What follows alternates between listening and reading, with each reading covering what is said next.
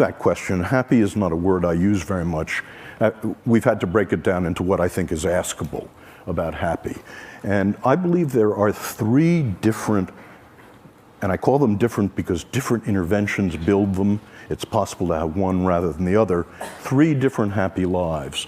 The first happy life is the pleasant life. This is a life in which you have as much positive emotion as you possibly can and the skills to amplify it. The second is a life of engagement, a life in your work, your parenting, your love, your leisure. Time stops for you. That's what Aristotle was talking about. And third, the meaningful life. So I want to say a little bit about each of those lives and what we know about them. The first life is the pleasant life. And it's simply, as best we can find it, it's having as many of the pleasures as you can, as much positive emotion as you can, and learning the skills, savoring mindfulness, that amplify them, that stretch them over time and space. But the pleasant life has three drawbacks, and it's why positive psychology is not happyology, and why it doesn't end here. The first drawback is that it turns out the pleasant life, your experience of positive emotion, is heritable, about 50% heritable, and in fact, not very modifiable. So the different tricks that Mathieu and I and others know about increasing the amount of positive emotion in your life are 15 to 20% tricks, getting more of it. Second is that positive emotion habituates. It habituates rapidly, indeed. It's all like French vanilla ice cream. The first taste is 100%. By the time you're down to the sixth taste, it's gone. And as I said, it's not particularly malleable. And this leads to the second life. And I have to tell you about my friend Len to talk about why positive psychology is more than positive emotion, more than building pleasure. In two of the three great arenas of life, by the time Len was 30, Len was enormously successful. The first arena was work. By the time he was 20, he's an options trader. By the time he was 25, he was a multimillionaire and the head of an options trading company. Second, in play, he's a national champion bridge player. And, but in the third great arena of life, love, Len is an abysmal failure. And the reason he was that Len is a cold fish. Len is an introvert. American women said to Len when he dated them, "You're no fun. You don't have positive emotion. Get lost."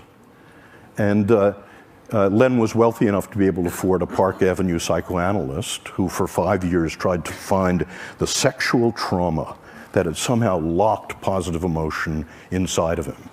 But it turned out there wasn't any sexual trauma.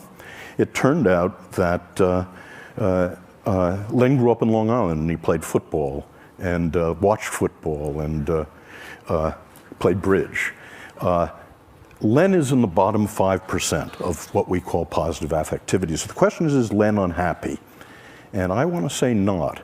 Contrary to what psychology told us about the bottom 50% of the human race in positive affectivity, I think Len is one of the happiest people I know. He's not consigned to the hell of unhappiness, and that's because Len, like most of you, is enormously capable of flow. When he walks onto the floor of the American Exchange at 9:30 in the morning, time stops for him, and it stops till the closing bell. When the first card is played, till 10 days later, the tournament is over, time stops for Len.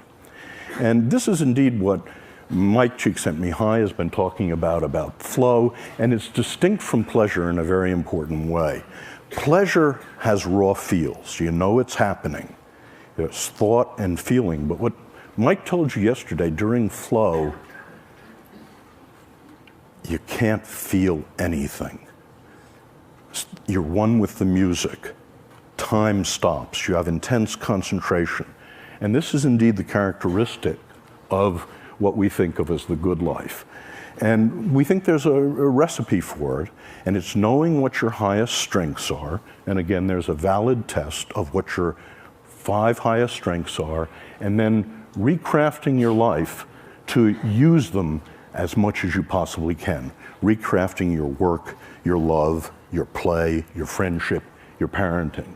Just one example. One person I worked with was a bagger at Gennardi's. Hated the job. She's working her way through college.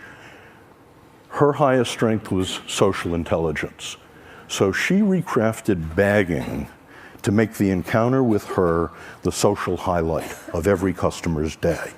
Now, obviously she failed, but what she did was to take her highest strengths and recraft work to use them as much as possible. What you get out of that is not smiliness. You don't look like Debbie Reynolds, you don't giggle a lot. What you get is more absorption. So that's the second path. The first path, positive emotion. The second path is eudaimonia and flow. And the third path is meaning. This is the most venerable of all the happinesses traditionally. And meaning in this view consists of, very parallel to eudaimonia, it consists of knowing what your highest strengths are and using them to belong to and in the service of something larger than you are.